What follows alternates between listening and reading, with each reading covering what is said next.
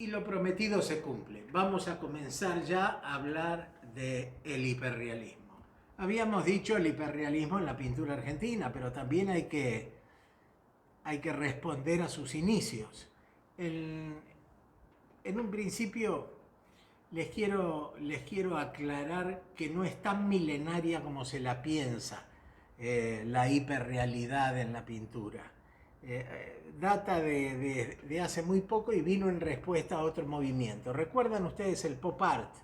¿Recuerdan a Andy Warhol, Estados Unidos, los años 50? Las latas de Campbell, también y perfectamente representadas, o Marilyn Monroe en sus diferentes instancias. Bueno, en respuesta a todo ese arte fácil, pop, llamativo, explosivo, es que vino a responder el hiperrealismo de la mano de Dennis Peterson. Dennis Peterson, un hombre formado en el fotorrealismo, pasa a la pintura y hace realmente unas piezas notables que expone en el Museo de Brooklyn por primera vez en el año 1968. Así es que joven el movimiento. Pero conozcamos a Dennis Peterson. De él se trata para referir un inicio. Siempre hay que otorgar un puntapié inicial a una tendencia. Y es Dennis Peterson, este hombre que estamos viendo, quien comienza a pasear su hiperrealismo por las vidrieras de Nueva York. Él toma un tema para desarrollar y para desnudar también, que es la vida de los homeless, de la gente que vivía en la calle en el Nueva York de los 60. Ahí pueden ver ustedes luces de neón, como él hacía prácticamente reverberar esos rojos de las luces de vidriera y las contrarrestaba con la pobreza manifiesta que tenía cada uno de sus personajes. Él revestía de verdad cada tela. No se sometía enteramente a la realidad, sino que era a partir de la realidad que comenzaba a moverse con sus telas y a pasear sus personajes y a arrojárselos a la cara a la sociedad neoyorquina. Vean ustedes de qué se trata. Las pieles parecen vivir y tener un color extraordinario. El hiperrealismo es en realidad extremo. Es pintar una imagen de una manera tan fiel a la realidad que el ojo puede confundir esa pintura con una fotografía. Pero el artista talentoso y sabedor de ello va aún más allá que una foto. Utiliza el hiperrealismo como una herramienta para contar su verdad. Dentro de la pintura argentina, para abandonar un poco lo que es históricamente el hiperrealismo, podemos hablar de importantes referentes. Uno de ellos, Helmut Disch, muy conocido, millonarias sus ventas en el extranjero, millonarias. Era famoso por sus glaciares y sus paisajes. También ha venido aquí al sur a tomar nota, apunte y a llenarse los ojos de la verdad de los hielos. Así es que eso es lo que ha hecho él realmente vivir eternamente en sus telas tan buscadas por coleccionistas en el mundo entero. Hugo Laurensena también.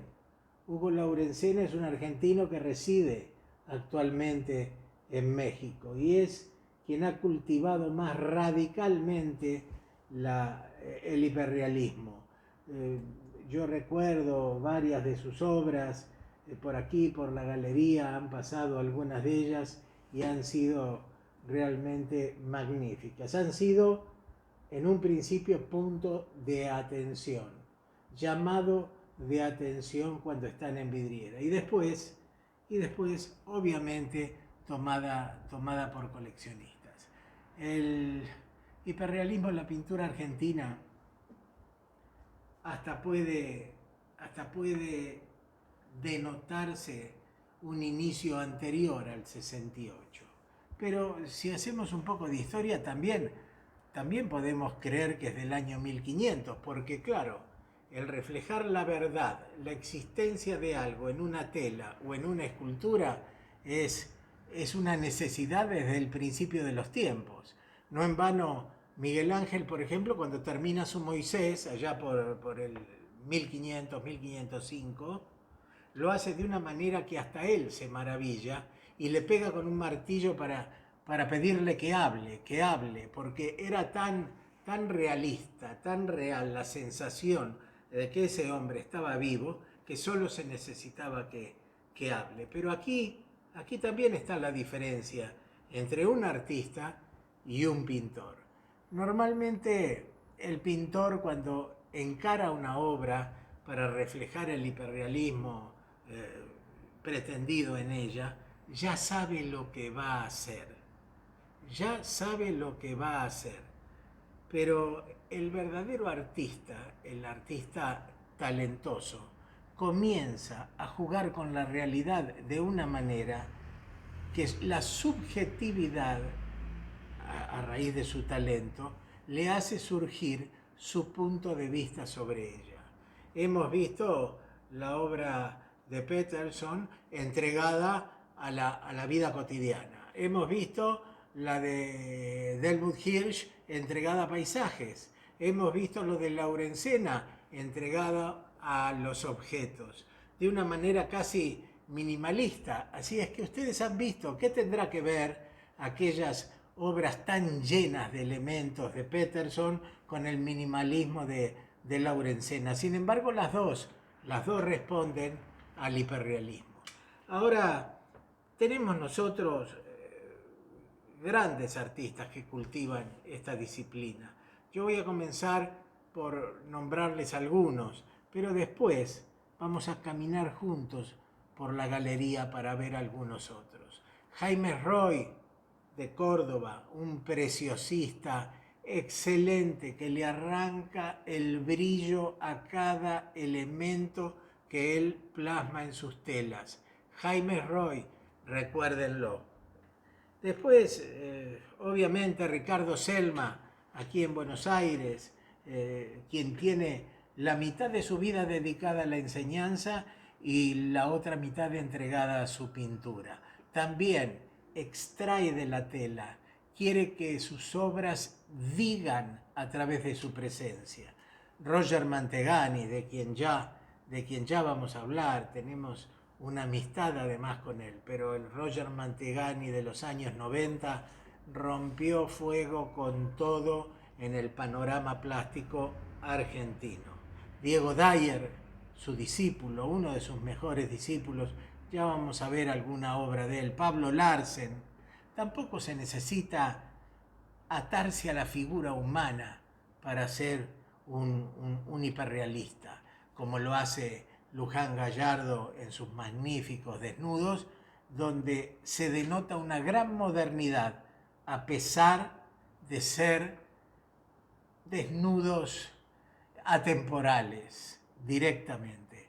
También hay hiperrealismo al aire libre, como el de Luis Marzorati con sus clásicas barcas sobre la arena jugando con los celestes del cielo, casi sintiendo el ruido de las olas al romper en el mar detrás de la barca. Esto es un clásico dentro del hiperrealismo. Hay muchísimo para ver. Así es que vamos a comenzar a andar este camino de recorrer las obras en verdad, las obras que tenemos en la galería. Los invito, vamos. Pintura viva, el poder tocar una pintura y el poder explicar una pintura, el poder hacer que ustedes vean y miren hasta a través de nuestros ojos, aprovechando esta cuarentena en la que no pueden acercarse multitudes a la galería.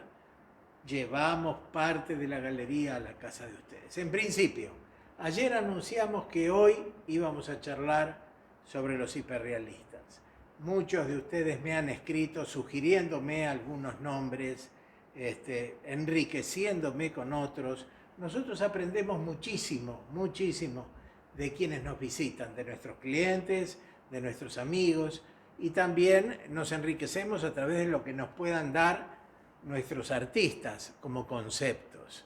Esto lo hacemos en forma permanente. Quiero decirles a los que nos han escrito que muchos de los artistas que ustedes consideran hiperrealistas no lo son.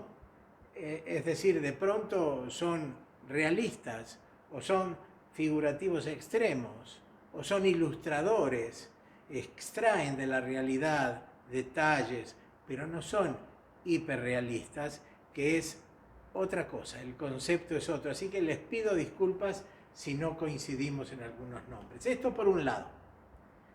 Y por otro lado, es mucho más lo que ignoramos de la pintura argentina, de la pintura universal, que lo que sabemos. Así es que es lógico que si yo les estoy explicando, compartiendo, prácticamente conviviendo con ustedes la sensación que recibo a través de estos hiperrealistas, es obvio que mucho va a quedar en el tintero, porque son muchos los que no van a estar aquí. Muchos y además respetados, no porque no califiquen, sino porque directamente no están ocupándonos nuestro tiempo, nuestro hoy en la galería. Yo lo que quiero comenzar diciéndoles es, a partir de lo que les comenté, que muchos me han escrito, es que se da muy fácil y muy sencillo confundir el hiperrealismo con el dimensionalismo.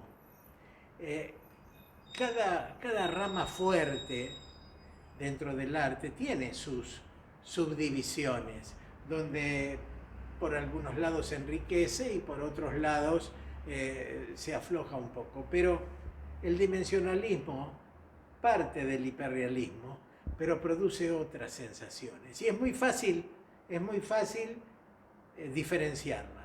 Miren, en el hiperrealismo, cuando yo más me acerco a la pintura, más le veo el detalle. Si es una naranja, le veo los poros. Eso es el hiperrealismo. El dimensionalismo, y recuerdo a un gran artista del dimensionalismo, que fue Juan Orihuel. En el dimensionalismo, cuanto más me alejo, más le veo el detalle a ese fruto, a esa naranja, esos poros. Pero me tengo que alejar, porque si me acerco, solo veo la pincelada. Es increíble, la diferencia que hay es abismal, pero también es imperceptible. Yo voy a comenzar a compartir un poco con ustedes las obras, como para ilustrarles el hiperrealismo que tenemos en la galería, obviamente, y creo que representa muy bien a la pintura argentina, muchos de ellos en el mundo entero, como es el caso de Carlos Reales, este cordobés que está radicado en California. Y vean cómo a partir de un aprendizaje extremo y de una formación totalmente acabada, comienza a regalar una manera de componer pero muy moderna. Con una pintura clásica y ortodoxa juega un modernismo que nos puede conquistar. Casi monocromática su pintura, no abandona el detalle, pero su composición la hace austera, casi sorda, todos blancos sobre blancos. Hablamos del hiperrealismo, y esto no quiere decir que nos atamos a un solo tema. Yo traté de seleccionar obra que nos pasee por los diferentes temas en los que puede habitar el hiperrealismo. Ahora yo me voy a agachar, acompáñenme, y van a ver uno de los mejores hiperrealistas argentinos en materia del animal art. Este es Gabriel Hermida. Fíjense lo excelso que es para trabajar los ojos. Me decía un cliente, oftalmólogo, que estaba maravillado porque hasta se le podía hacer fondos de ojo a la pintura de Gabriel Hermida. Bueno, y así es como es Gabriel Hermida, uno de los grandes exponentes del animal art. Él utiliza el hiperrealismo ultranza con las figuras centrales, con los protagonistas, pero también tiene un dato de impresionismo en los fondos que ayuda a que se proyecten aún más los perfiles o los frentes de los tigres. Vamos ahora a pasar lentamente a algunas otras temáticas dentro del hiperrealismo. Mucha gente nos visita preguntándonos por obra de Jorge Frasca.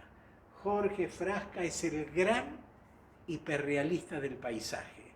Ha hecho prácticamente un relevamiento de la provincia de Buenos Aires, robándole la fachada a cada uno de esos edificios o de esas construcciones que puede reconocer el lugareño.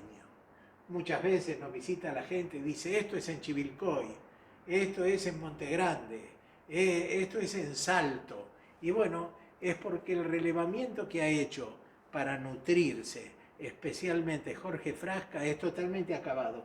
Y aquí lo tienen, lo demuestra también con su técnica. Prácticamente con pincel de un solo pelo, como se manejaba Gabriel Hermida para realizar sus animales, él va construyendo la anatomía de los árboles para fundirlas casi con un cielo extremadamente claro para que se hagan aún mucho más notorias. Los invito a que miren las paredes del rancho, porque parecen desgastadas por el tiempo y corroídas. Inclusive pueden meterse ustedes entre los arbustos que rodean la casa y ahí hasta escuchar las conversaciones que se sostenían dentro de la misma.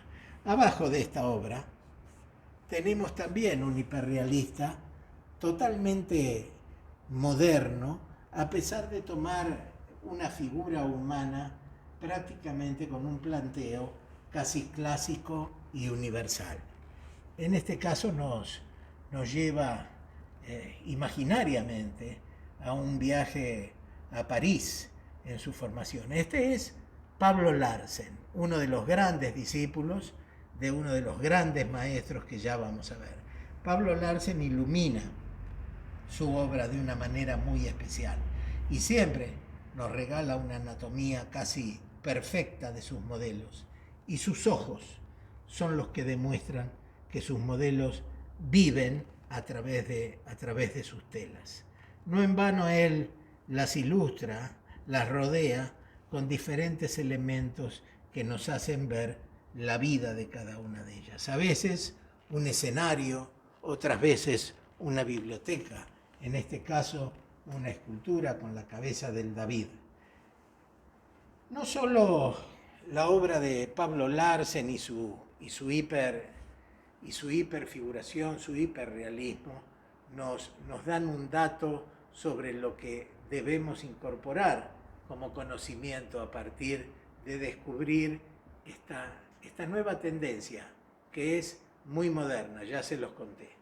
Pero así como moderna es, así, de la misma manera les muestro la obra de Tomás Abal. Tomás Abal jugaba de una manera diferente en el hiperrealismo. Él unía lo que era la geometría y el hiperrealismo. Lo que decía Tomás Abal cuando conversaba con nosotros era una de sus axiomas, una de sus leyes de vida.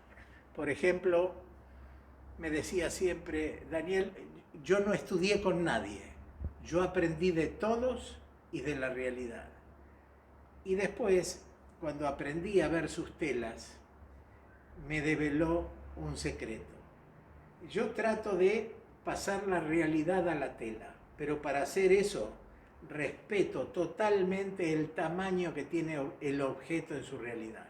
Por ejemplo, él hacía unas mesas de juegos de truco con las cartas sucias, usadas, así como estaban. Y las cartas eran de tamaño natural, así como los cigarrillos que estaban en los ceniceros, así como las quemaduras que tenía esa mesa. En este caso ha jugado la Venus de Milo con una límpida fuga de luz resuelta de una manera que solo la puede hacer un hombre que domina la pintura geométrica también. Este es un hiperrealismo diferente, pero es un hiperrealismo al fin. Aquí los quiero llevar y aquí quiero llegar. ¿Por qué? Porque se dice que el hiperrealismo es aquello que se supedita, ya lo hemos hablado, a la realidad en forma extrema y total. Y no es así. Lo que hace el artista es utilizar la realidad para contar su mundo interior. En este caso, Diego Dyer, un distinguidísimo artista santafesino que reside en Córdoba, lo que nos cuenta son precisamente sus memorias, su mundo interior, sus amores, sus desamores, la ceguera de los sentimientos, todo ello de una manera que haría poner colorado a Tiziano por el dominio de la técnica. El dominio de la técnica de Larsen es prácticamente, de Diego Dyer, perdón, es prácticamente impresionante. Me acabo de confundir porque tanto Larsen como Diego Dyer son discípulos del más grande, que ya se los voy a mostrar. Fíjense el drapeado, cómo se hunde sobre la cara, pero marcando también las facciones. Fíjense el rostro de este chico, cómo está pasado prácticamente a una resolución monocromática, pero no deja de ser el mismo. Hiperrealismo, pero con emoción. No es una fotografía lo que se pasa a la tela, se va mucho más allá, se pinta con el corazón, pero teniendo el brazo puro y con todos los elementos para que no quede nada perdido. Digo todo lo que pienso porque puedo, estoy formado técnicamente para decir todo lo que pienso con mi técnica, precisamente. Les hablé de Gabriel Hermida, ¿verdad? Cuando charlábamos sobre los tigres. Bueno, Gabriel lo que hace es descansar, pintar como él pinta los tigres y los leones, los animales, las cebras. Le lleva una cantidad de tiempo increíble. Entonces él dice que se toma sus tiempos, sus recreos. ¿Y qué hacen esos recreos? Bueno, compone estas maravillosas naturalezas muertas que no tienen nada de muertas y nada que envidiarle a aquellos tigres. Tanto se ata a la realidad, en este caso Gabriel Hermida, para componer esta naturaleza sobre la mesa, que ustedes pueden reparar en la diferencia de tamaño que tiene la yema del huevo en la clara. Una cosa es lo que se ve, que debería ser una parte de lo que está debajo de la clara, pero la deformación nos lleva a adivinar el líquido. Fantástico el concepto con que Gabriel Hermida termina sus naturalezas vivas. Aquí, por sobre él, está Martín Larrosa. Martín Larrosa es un artista argentino notable también dentro de lo que es el hiperrealismo. Y aquí ha jugado casi de una manera minimalista con dos zapallos. Uno partido al medio, que nos cuenta todo su interior a través del color único que tienen este tipo de calabazas. Y en el otro nos da la cáscara con su brillo, con sus arrugas y sus luces. Es francamente una obra muy finamente acabada, la de Martín Larrosa. Les dije que no tenían límites, ni tienen límites los hiperrealistas. Pueden abordar cualquier tema siempre y cuando tengan algo que decir. Yo ahora les voy a compartir una obra de Sebastián Chelía, El Polo. Y aquí lo tienen.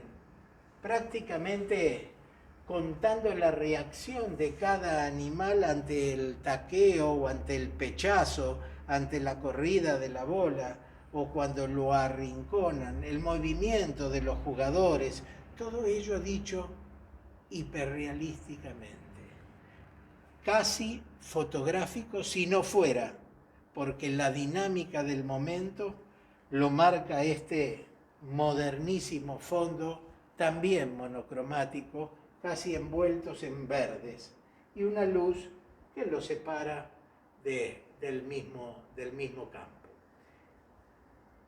Claro, hiperrealismo, cuerpos, podemos hablar tranquilamente de desnudos, es lo que más atrae a los artistas, los desnudos. Y si hablamos de ello, podemos hablar desde los grandes formadores de dibujantes y de artistas y maestros, grandes maestros de la humanidad o de los pintores actuales. Cuando uno ve una obra de Luján Gallardo, adivina prácticamente que se trata de una obra moderna. Su formación también es acabadamente clásica, pero la manera de plantear la obra, la manera de contarnos la obra, utilizando prácticamente sin límites todo elemento que se proponga, por ejemplo en este momento láminas de oro, oro a la hoja, para contarnos ese fondo glamoroso, bueno, todo ello hace que su obra luzca un modernismo que no lo tienen algunos otros desnudos. Se detiene en el pelo para trabajarlo como ninguna otra. Hoy en día, cuando se ve un desnudo realizado de esta manera, se dice es un desnudo a la Gallardo.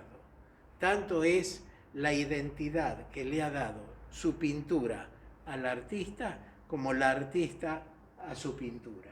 Aquí arriba compartimos la obra de un notable cordobés, Jaime Roy.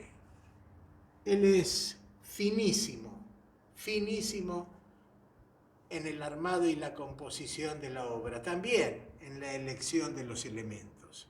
Pero además de contarnos cómo es una naranja pelada o una vieja jarra española, nos denota la presencia del hombre habiendo metido la mano en la cáscara. Es decir, sin dibujar al ser humano, el paso del ser humano por la naturaleza está también de manifiesto.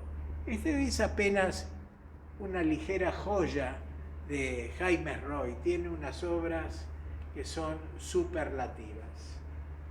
Miguel Abataño, aquí tienen la sensibilidad y la sensualidad puesta al servicio de la pintura. ¿A través de qué y cómo?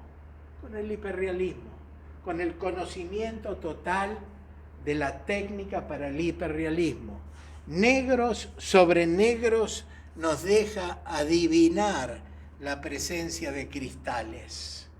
La luz que pone en el cuerpo del joven, que está plagada de sensualidad, es lo que nos hace ver que estamos frente a una obra de concepto moderno por la fisonomía y la anatomía del modelo, pero con una formación totalmente clásica. La transparencia del jarrón con aguas que deja ver el rebote de la imagen del drapeado rojo que está detrás encerrando la composición es magnífica. Ahí corona todo esto un lazo de un color violáceo prácticamente único, acompañado también de otro jarrón de cristal.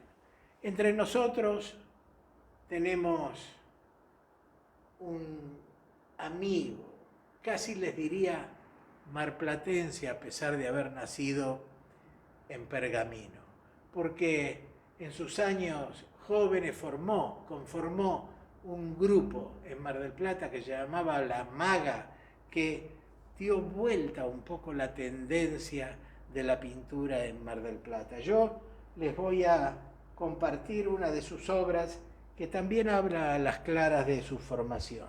Se trata de Roberto del Giudice.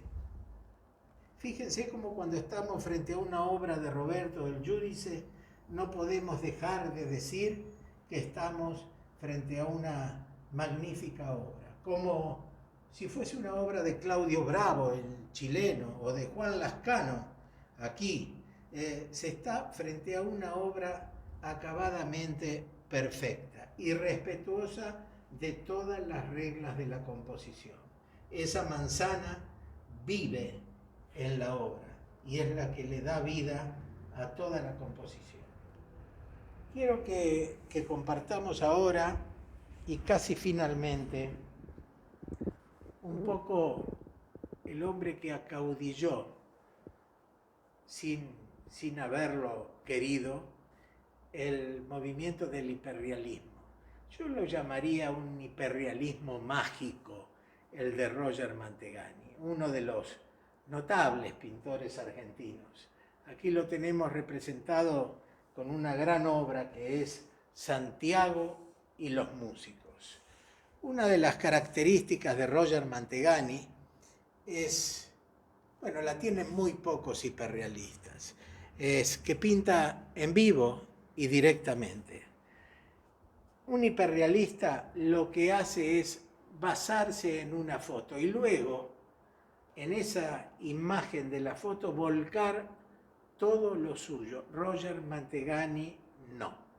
Roger Mantegani le pide a sus modelos que posen, a mano alzada comienza a trazar un dibujo, podemos tomarlo aquí, casi prácticamente una caja como dictan las normas, como si se estuviese frente a un dibujo académico y clásico del Renacimiento, que luego lo deja, lo abandona crudo para pasar casi imperceptiblemente a una figuración en la que habla hasta de sus propios fantasmas. Luego juega con el argumento de la obra. Santiago y los músicos.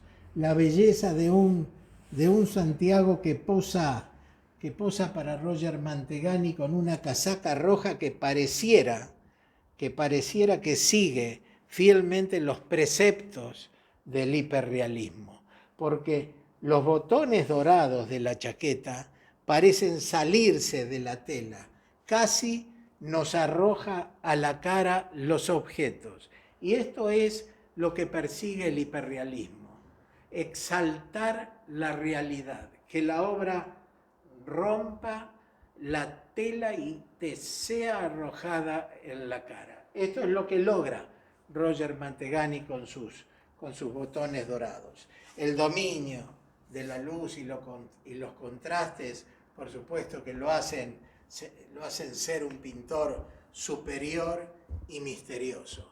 ¿Qué es la pintura si no hay misterio en ella? ¿Qué es la pintura si no hay misterio en ella?